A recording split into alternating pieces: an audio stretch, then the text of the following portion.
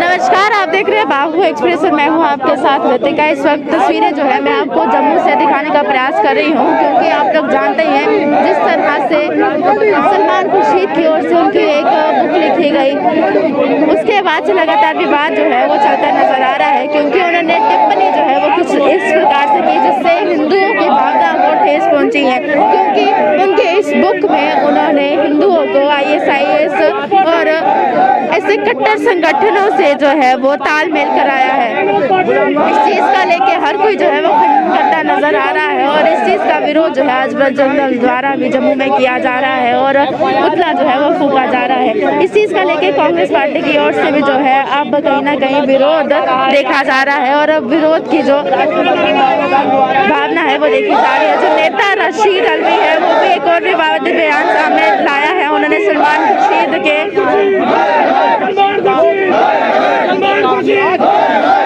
बल्कि मौके में शिरकत जो करने राशिद अल्वी पहुंचे थे, उन्होंने भी सलमान खुर्शीद के बचाव में एक बयान दिया है और उन्होंने ये कहा है कि सड़कों पर इंसानों के साथ जो है वो जानवरों की तरह मॉब लिंचिंग हो रही है, तो ऐसे लोगों और ISIS में क्या फर्क है। सलमान खुर्शीद ने भी अपनी किताब में ये भी लिखा है। मैं आपको बता दूं कि जिस तरह से ISIS के साथ तुलना की गई है, वो कहने का गुस्सा जो है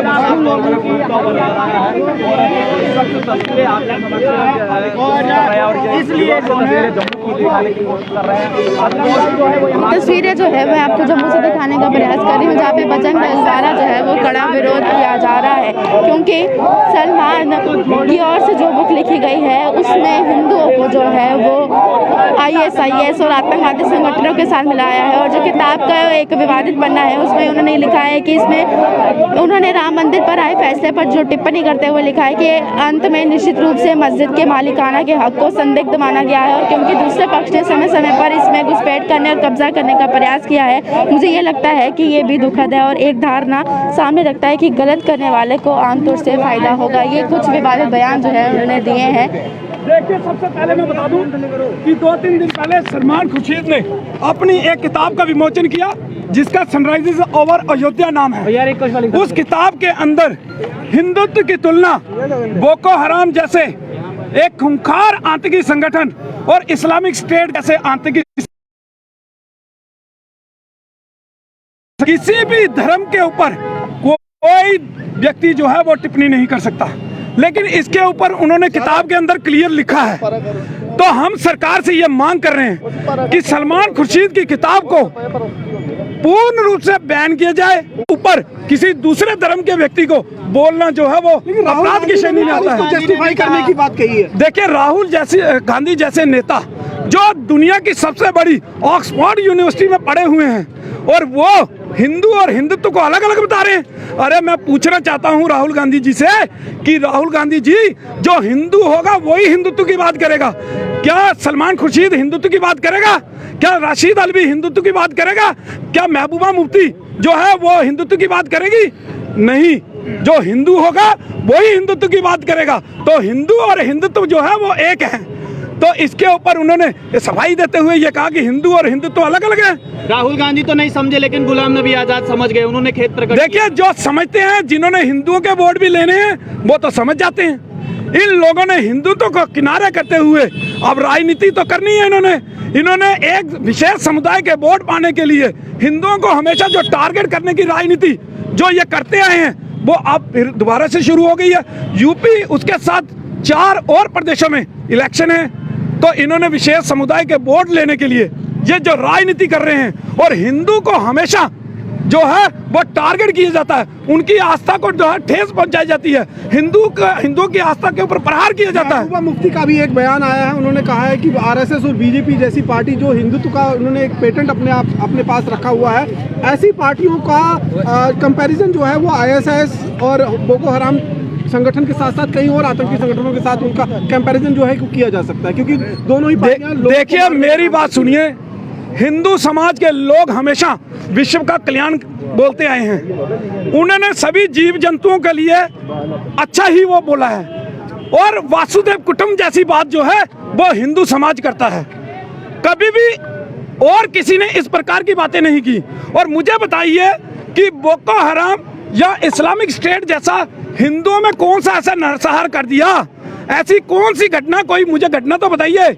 जिस प्रकार से अभी कोविड था, जिस प्रकार से हिंदू संगठनों ने बढ़ चढ़कर लाखों करोड़ों लोगों के घरों तक जो है वो राशन जो है वो मुहैया कराया, लोगों की मदद की। उन्होंने जात पात कोई वेद धर्म का वेद वो नहीं किया, अलग अलग नहीं देखा, सभी के घरों में हर प्रकार से उन्होंने मदद पहुंचाने की कोशिश की। क्या ऐसा कोई भी और संगठन या और कोई था जो इसको पहुंचाने, ऐसी मदद करने वाला था? लेकिन ये जो महबूबा मुफ्ती का भी जो है दिमागी संतुलन जो है वो राहुल गांधी, राशिद अल्वी और सलमान खुर्शीद की तरह खराब हो चुका है।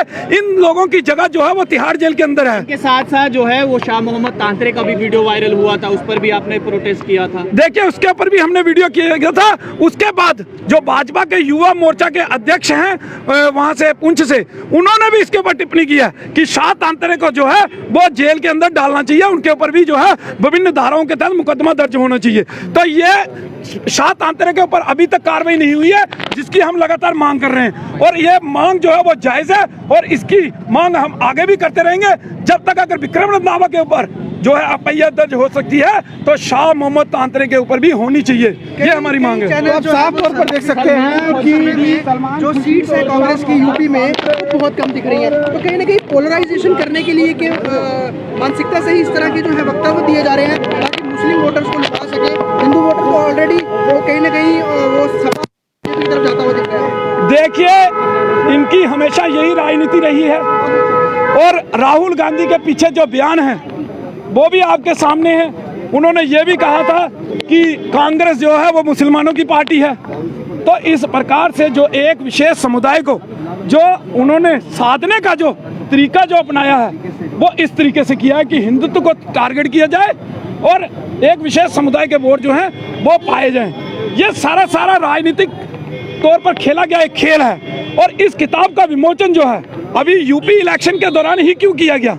ये आज से 6 महीने पहले भी हो सकता था या 6 महीने बाद भी हो सकता था, लेकिन ये इसी टाइम पे किया गया। ये सीधी राजनीति है और हिंदुओं को प्रताड़ित करने की जो है वो कोशिश है कि मुस्लिम वोट जो है उनको साधा जाए और उनको पाया जाए। इसलिए हम सरकार से हमारी सीधी मांग है कि ये इन नेताओं का मानसिक संतुलन खराब हुआ है, जो एक धर्म के ऊपर टिप्पणी कर रहे हैं, जो हिंदुत्व की जो तुलना है वो बोको हराम और इस्लामिक स्टेट जैसे आतंकी संगठनों से कर रहे हैं, जिसका हम पुरजोर जो है विरोध करते हैं और ये अपराध की श्रेणी में आता है। तो जब ये भारत का संविधान कहता है कि जो अपराध करेगा उसको सजा भी मिलेगी, तो इसलिए तुरंत इनके ऊपर विभिन्न धाराओं के तहत मुकदमा दर्ज करके इनको जेल की सलाखों के पीछे डालना चाहिए और